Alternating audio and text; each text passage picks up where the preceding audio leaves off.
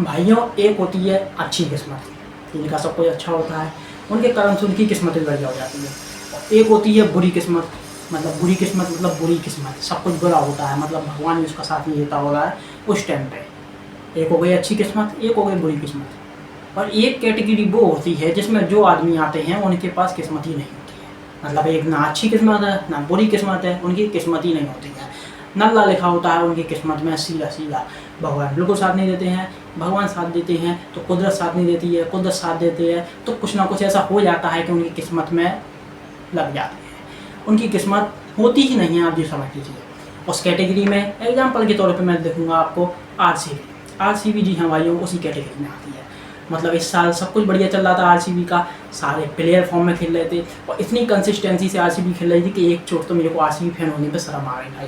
मैंने कभी आरसीबी को इतनी कंसिस्टेंसी से खेलते हुए नहीं देखा और इतने कड़े फॉर्म में खेल रही थी। हर प्लेयर अपनी रिस्पॉन्सिबिलिटी ले रहा था, हर प्लेयर अपनी जिम्मेदारी ले रहा था। कोई एक दो प्लेयर पर डिपेंड नहीं थी, ना बैटिंग में एक दो प्लेयर पर डिपेंड थी, ना बॉलिंग पे एक दो प्लेयर पर डिपेंड थी। ऑलराउंडर भी अपना बढ़िया प्रदर्शन कर रहे थे, हर प्लेयर बढ़िया प्रदर्शन कर रहा था। हर मैच में कोई ना कोई नया man of the match player निकल के आ रहा था और जो सारे नए प्लेयर्स पर आरसीबी ने जिन पे दाव लगाया था वो सारे प्लेयर चल रहे थे। मतलब फिर वही बात आ जाती है कि क्या कमी है अब क्या कमी है भाई।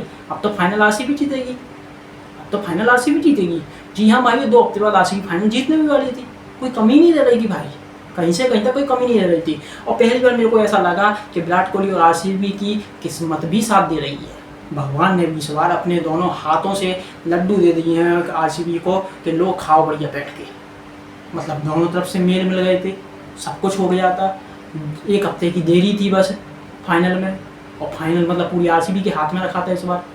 लेकिन इतने में आ जाता है पाकिस्तान, अपना लड़ाई लेके, अपनी टूटी हुई टांग बीच में अड़ाने के लिए, नंगा पुंगा बीच में नाच करने के लिए पाकिस्तान आ जाता है, जिसके पास कुछ नहीं है लड़ाई के लिए। फिर भी पता नहीं क्यों खुजली मचती रहती है अंदर ही अंदर, चिड़बुलाहट मचती रहती है अंदर ही अंदर पाकिस्तान के कि नहीं मैं पापा से पंगा लूँगा, मैं पापा से पंगा लूँगा, पापा मतलब इंडिया, इंडिया से मैं पंगा लूँगा।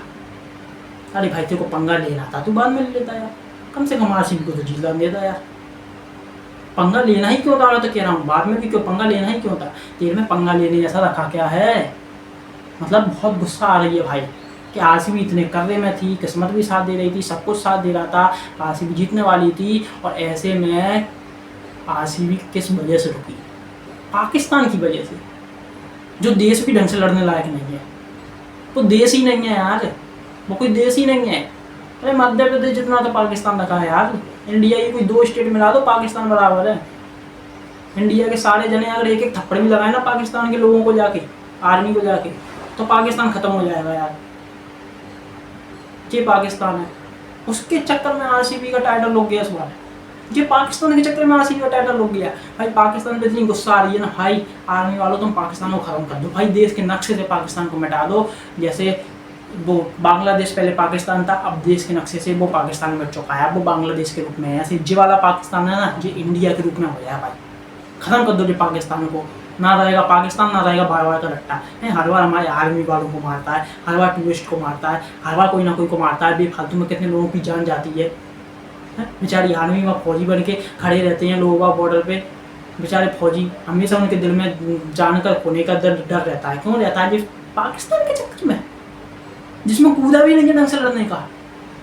क्या है क्या भाई पाकिस्तान के? अगर कोई अच्छे देश से लड़ाई हो, चाइना जैसे देश से लड़ाई हो, तो वहाँ मैं समझता नहीं हूँ कि आर्मी को दिल पे जान का खतरा लेके खड़ा रहना पड़ता है। क्यों भाई? देश ऐसा है, उससे सुरक्षा रखनी पड़ेगी भाई। पाकिस्तान को तो तुम खत्म कर सकते हो, इंडिया वालों खत्म करो इसका काम, ज़्यादा मत रखो भाई। ये हर बार ऐसे ही अपने आर्मी वालों को बेफालतू मारता रहेगा, चाहे लड़ाई लेता रहेगा, और उसमें चाहे जब कुछ ना कोई लोग तो मरेंगे, कभी आम आदमी मरेंगे, कभी कोई बड़े लोग मरेंगे, कभी कोई नेता मरेगा, और कभी कोई आर्मी वाले मरेंगे बेफालतू पाकिस्तान के चक्कर में। भाई खत्म करो पाकिस्तान, पाकिस्तान का रट्टा खत्म करो, पाकिस्तान को मिटा दो भाई। मैं बस मोदी जी से यही कहना चाहूँगा भाई, पाकिस्तान को खत्म करो, बिल्कुल जड़ से खत्म करो।